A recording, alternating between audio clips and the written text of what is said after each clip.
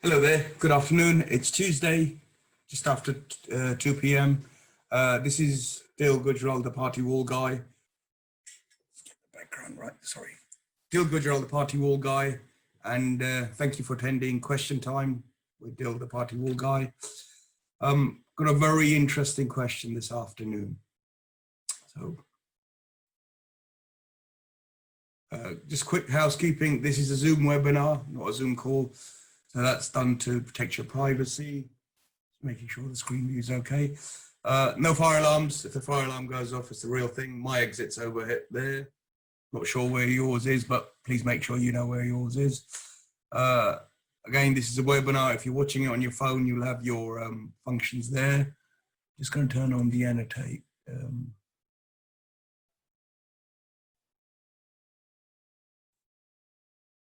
That's it. So you'll have your mic options there. Don't forget to unmute when you're asking a question. Raise your hands and put your questions in the chat box. So thank you for sending in questions. Just want to make sure we've got, not missing anyone there. Great. And okay. Incoming calls. If you get an incoming call, it might cut your audio off. So please stay online, and you might have to reboot your phone if you can't hear us. Just that's a quick hint that we've had before. Please keep your phones muted during the meeting. And in case we lose internet, we have got a standby internet. So it'll take us a minute or two to get going again. We will obviously reboot and come back to you. I've got a standby internet, so hold for a minute. If you lose Wi-Fi or internet connection, then just get into an area where it picks it up, and Zoom usually reconnects by itself. So all of last week's question and answer sessions are now on our YouTube channel, so 1996 Party Wall.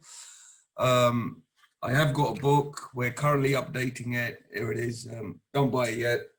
And also, it's also coming out on audio. We're looking at how to bring out an audio version as well, but more news on that later on. Again, there's a free gift for you guys at the end, so hold on for that. Just keeping tabs on it. If you'd like to ask a question in person, please raise your hand. So it's that icon there. Put your hand up, or type your question into the question and answer session.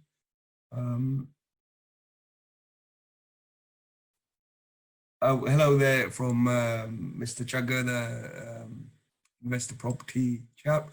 We'll be having a word from one of our sponsors later on. So straight into the Q&A, going to try a slightly different format today. So I've had a really interesting discussion over the last week. And this involves array extensions and sharing a wall with neighbors. So just to keep an eye on things here. I'm going to quickly go into this and give you a bit of background. So under Section 1 of the Party Wall Act, there are different types of Section 1 notices. There's Section 1.5. Now, this is where you're placing foundations wholly on your land as a building owner. I will go through the terms again, building owner and so forth. Section 1.2 is where you're building on the line of junction. Now, this is where, if we imagine this is a line of junction, we're building the wall over it, so it's shared by two owners, therefore creating a new party wall.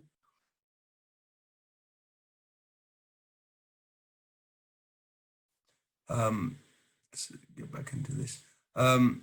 Now, Section 1.6 does allow you to place footings on the adjoining owner's land as necessary. Now, this is the element to watch here, as necessary.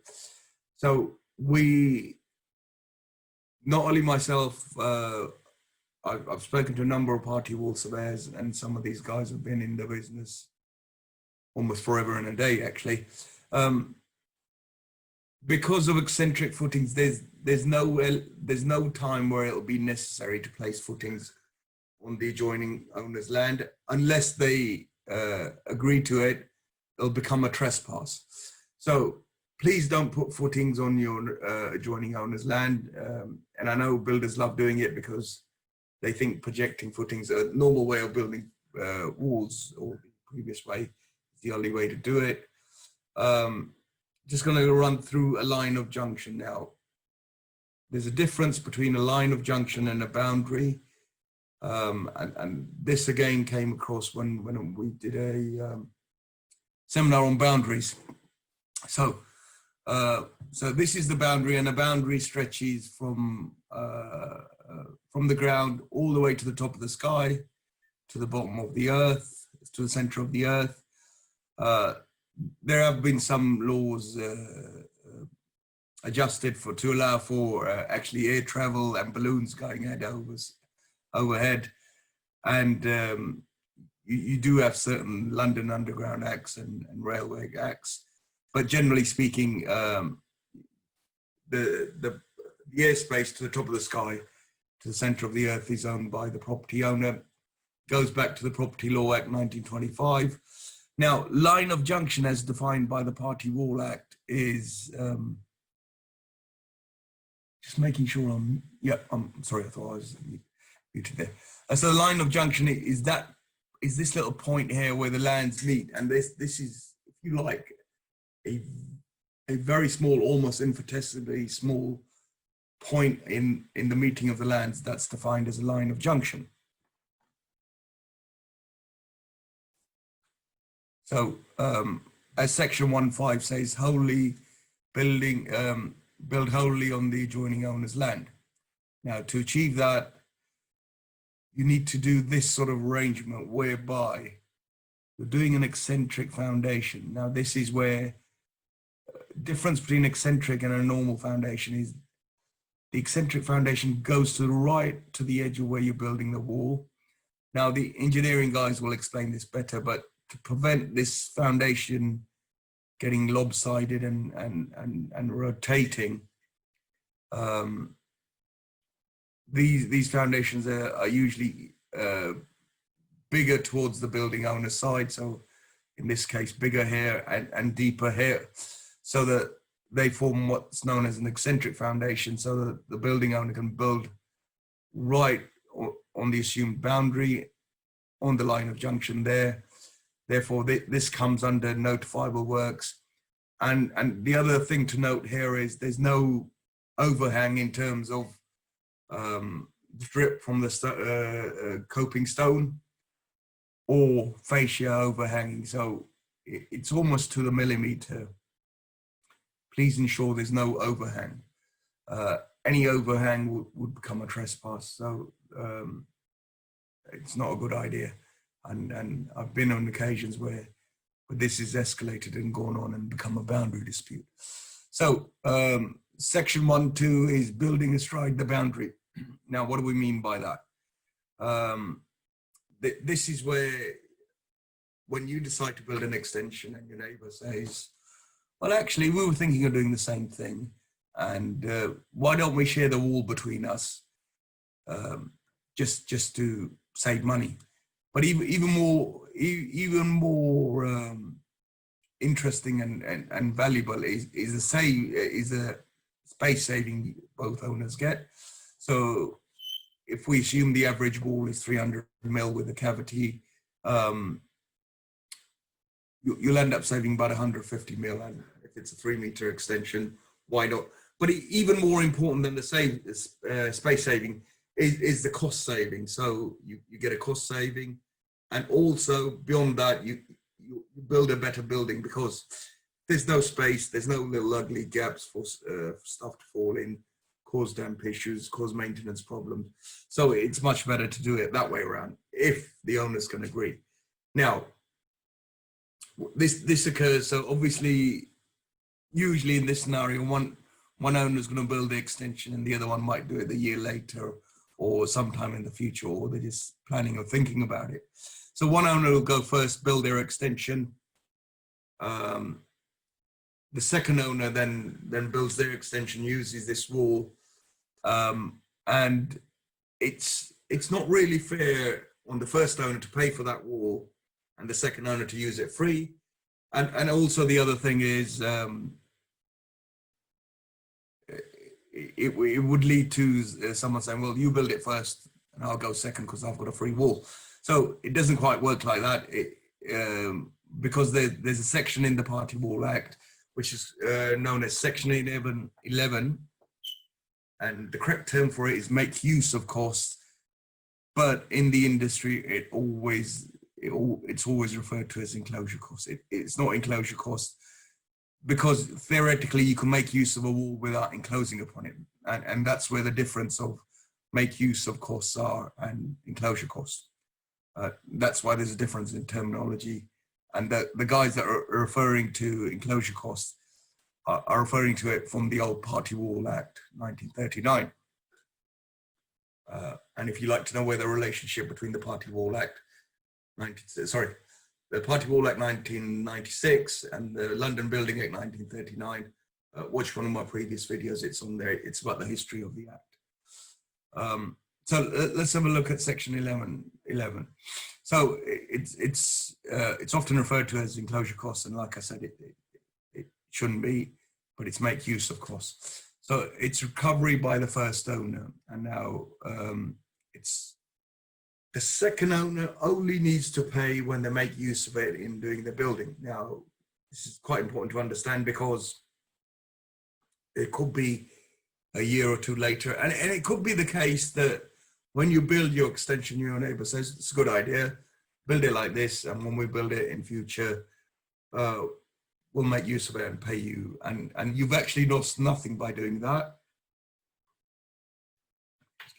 You've actually lost nothing by doing it this way around, but it could be that your neighbor actually moves out, or they sell their property, or something occurs and they're not actually able to make use of that wall.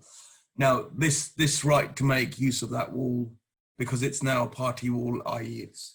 it's on the owners of two land definition of a party wall, it means that the new buyer can equally make use of that wall, and when they do use it, they'll still have to pay the first owner. And if the first owner who's built it sells up, then it becomes that right goes to the new chaps who buy it. So it's an asset as their home. However, having said that, the owners can agree anything they like. So it could be that the second owner says, well, the adjoining owner, you could do it, but I'm not going to pay you anything for it.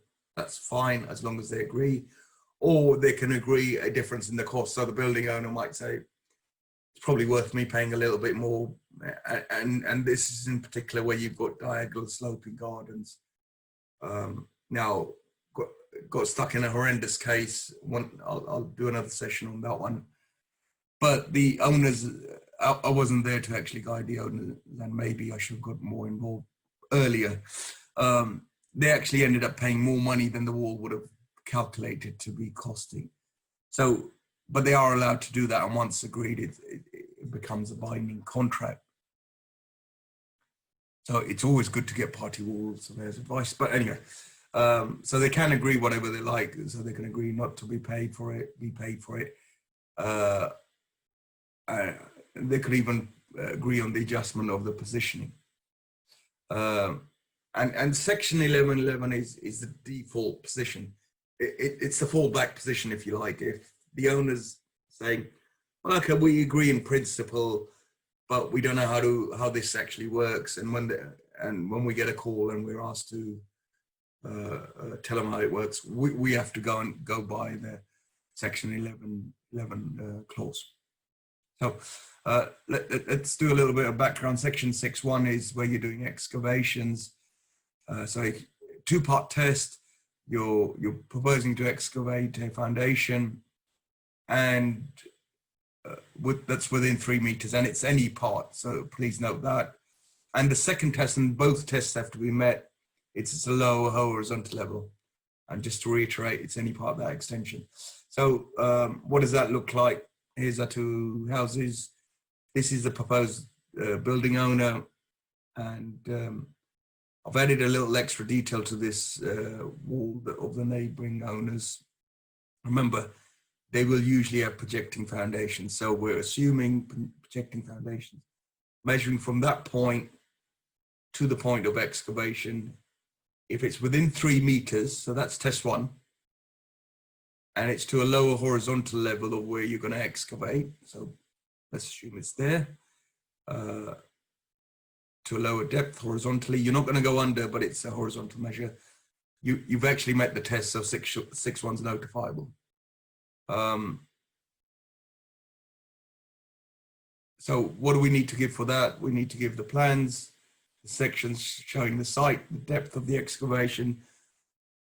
You'll have this in most planning applications. So this will definitely be there. The depth of the excavation is the one to watch out for. So, and it's generally known. People say they have to wait for building control drawings. It's not always the case. You just need to take your best stab at it. And usually if you find them up, you'll know. This is also available on your planning applications, the building or structure at its site. Now the site is basically a site plan that's always submitted with planning applications, and they have to be valid. Right, so getting back to this question of how do we share a wall? So this is your building owner, this is the adjoining owner. Building owner is planning to build this extension. They'll issue a section 6.1 notice because it's within 3 meters.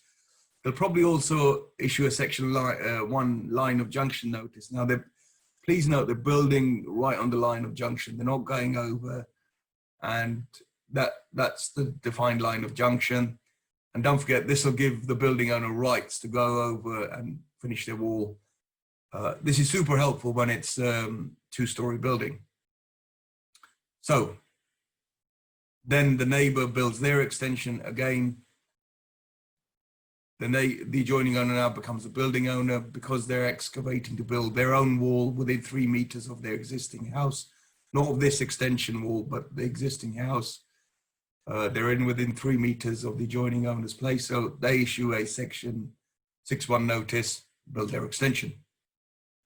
Now, had we done it slightly differently, and I'm not sure if you can tell there, the original owners, had they issued a section 1.2 notice and agreed with the neighbors, usually it's better to do it the other way around. So you issue a party wall notice, and then when the neighbors decide what they want to do, because they can be angry about it sometimes.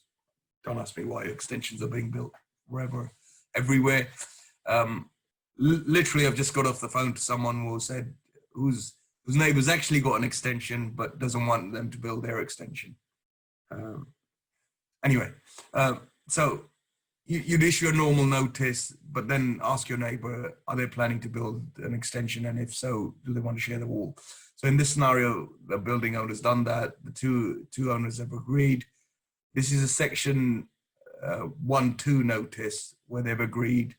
So as you can see, it's slightly over the boundary. Now don't do this in normal circumstances. So imagine 300 mil wall. You want to try and get it in the center, but it could be anywhere. So, and maybe next time I'll do a more detailed drawing. That's line of 1, section 1.2, line of junction notice. That was your adjoining owner. Now they become the building owner when they're going to do an extension. So again, it's a line of junction. Actually, there isn't a line of junction notice to be given here because it's already built on, but I've just put that in for reference. There is a section 2.2f because you're going to be cutting into their wall to attach your wall. You're going to be cutting in and enclosing, but there's no notice for section 11.11. It's just simply a cutting in and attaching into the neighbor's building. Also, on the roof work, you'll probably have to take off their coping stones, put your felt or your roofing over it and replace those. So that's weathering. So there's section 2.2 notice. But in this scenario, the building owner is simply just building this wall and the flank wall. So therefore, they're having to build less of a wall, but don't forget, they're going to be paying costs that are equivalent to half of the adjoining owner's costs. And also,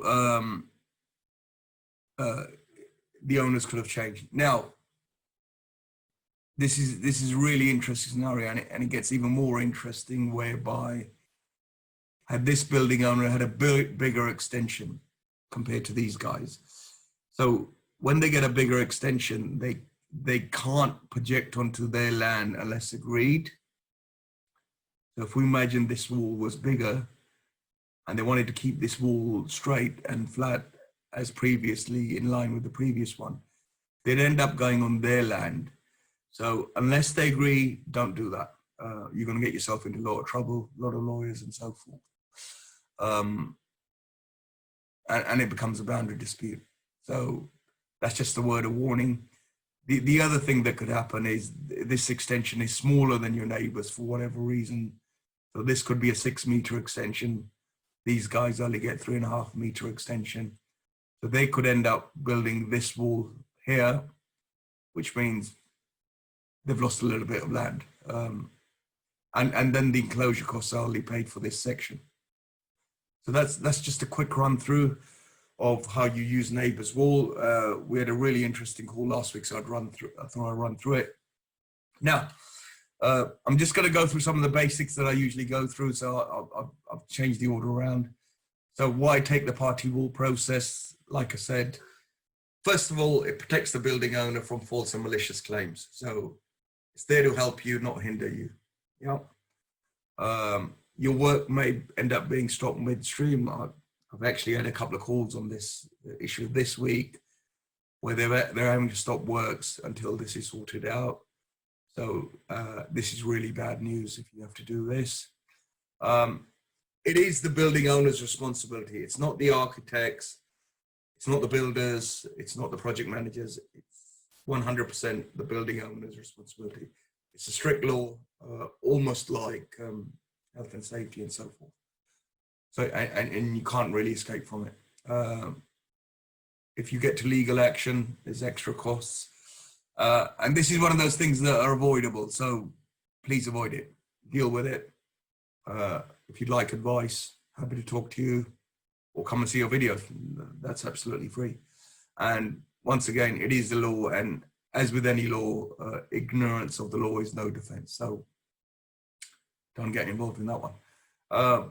Groups who need to know about this are really building owners, property developers. Now this could be commercial or resident, commercial guys doing one house. More importantly, commercial building owners, people who are involved in the finance and bridging business. Property managers, these are investors, that they're on the other side usually as adjoining owners. And architects are obviously the very important group because they trigger everything off, and usually they're the first guys that actually get a call when the building owners get themselves into trouble. I'm going to go through a basic term of the Party Wal Act. So you've got the building owner.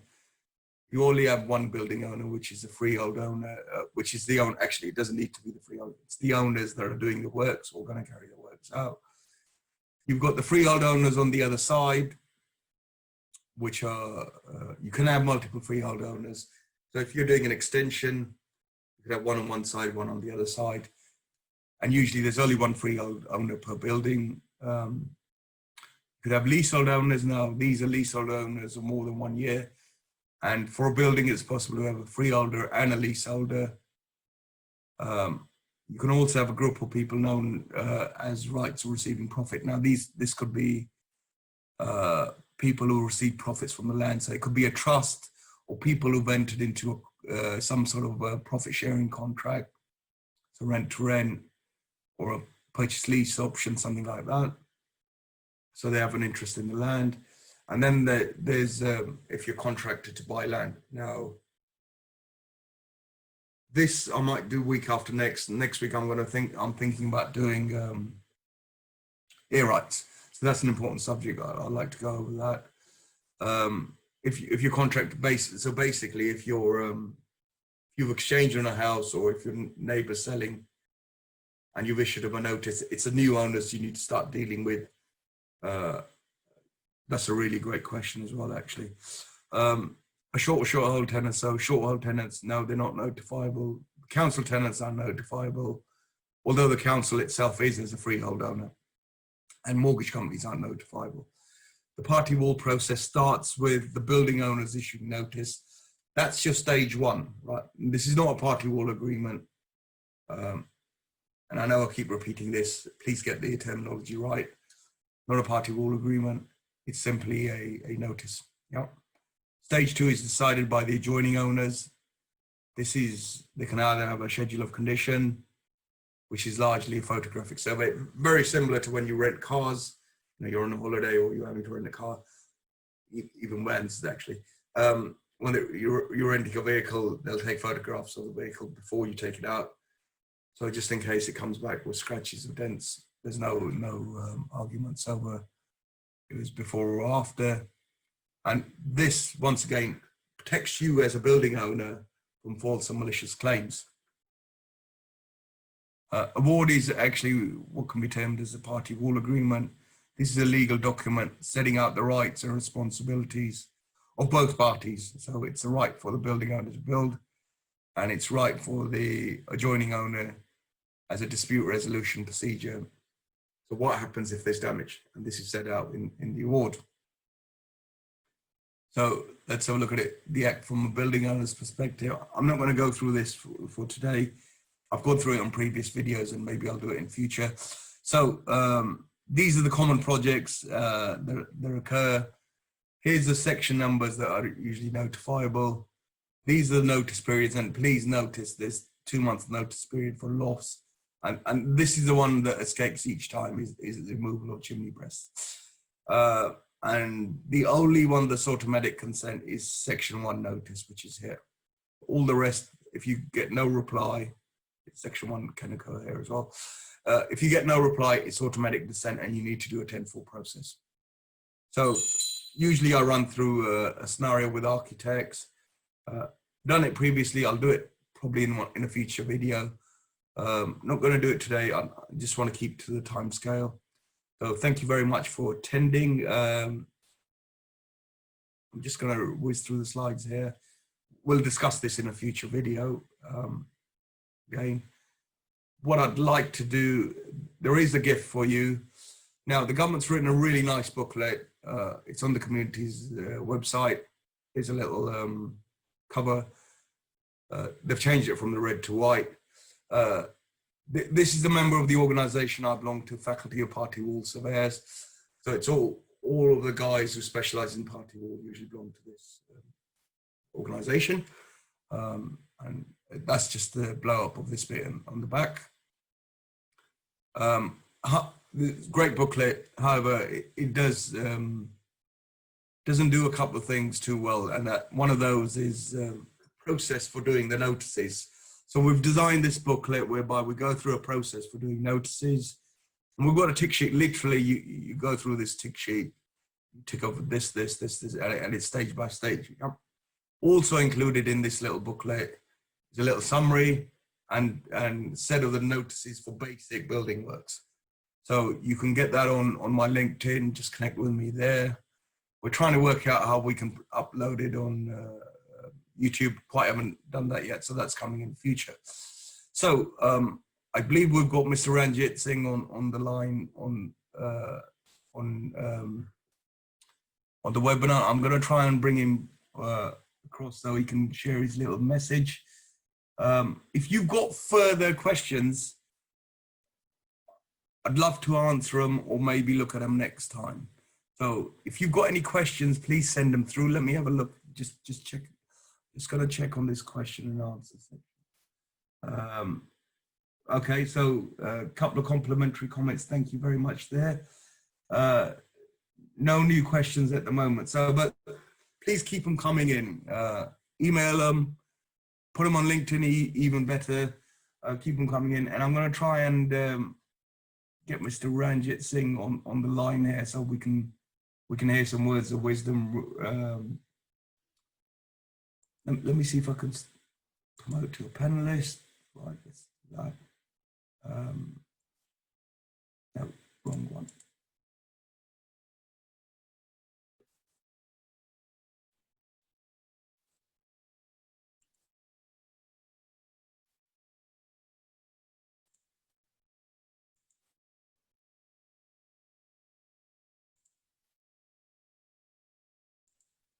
Right, Mr. Ranjit. Hello there. Hello, Dil. How are you? Good, thank you. Very nice to see you, sir. And You too. thank you for being our sponsors. We are humbled and honored. If you can share your words of wisdom, and I think you've got a really great webinar going on today, but I'm not going to steal your thunder, so please go ahead. It was yesterday. Isn't it on Tuesdays? No, last week, because it was a holiday last Monday. Oh, okay. All right. Yeah, so good. We got excellent feedback, actually. Yeah. All right. So, but you can listen to it on our website. Okay. So, is this a weekly occurrence or is this the one? Yeah, it's a new. We've started doing it weekly. Before it was monthly. Right. And what days is it on? It's on Monday, but emails do get sent out the week before. Oh, okay. That's why. Yeah. Okay. All right. Sorry. Go ahead and tell us about your great magazine and sorry. Over to you, sir. Okay. Thank you, Dil. My name is Ranjit from Property Investor News. And remember this, businesses don't fail. People who run the businesses do. It's very important that you become an educated, knowledgeable and informed investor and attend webinars similar to what Dil has put on recently because you're building your knowledge bank and staying ahead of the game. So I say, please listen carefully. Education is the only weapon to be successful, no matter what business you're in. Question you need to be always asking yourself every day, am I going or am I growing through life? Now ask yourself, how much have I grown since the lockdown? And be true to yourselves. Time is no excuse. Prepare yourself for the changes, challenges, and the opportunities ahead. Become educated, knowledgeable, and informed investors. Our publication provides you with analysis, news, research on property investments, also updates on mortgages, finance, auction, legal matters, and much, much more. Subscribe to Property Investor News, receive 3 free issues of the magazine and also a free book written by Piotr Rusnik and Jay Howard, who are UK's auction experts. To subscribe, just follow the instructions on the slide, which Dil has kindly put up. And be educated, be knowledgeable, and be informed investor. Dig your well before you're thirsty. And lots of LOL. Listen, observe, learn. Back to you, Dil. Thank you very much, Mr. Ranjit. We'll try and do a conference call afterwards, but recommend the magazine 100%. So go for it. Just remind me, Richard Browser's, who's the editor of the magazine. Yes. When's he doing his next webinar? Next webinar is next Monday. Next Monday, okay. So please tune in for that. Next Monday, there's a webinar. It'll be on their site. Really insightful knowledge into the property business. And they're always in the evening from 7:30 till about 9 o'clock. 7:30 till 9. So send Ranjit an email. He'll send you an invite. 100% recommended. Excellent. Thank you very much. And Thank you, Dil.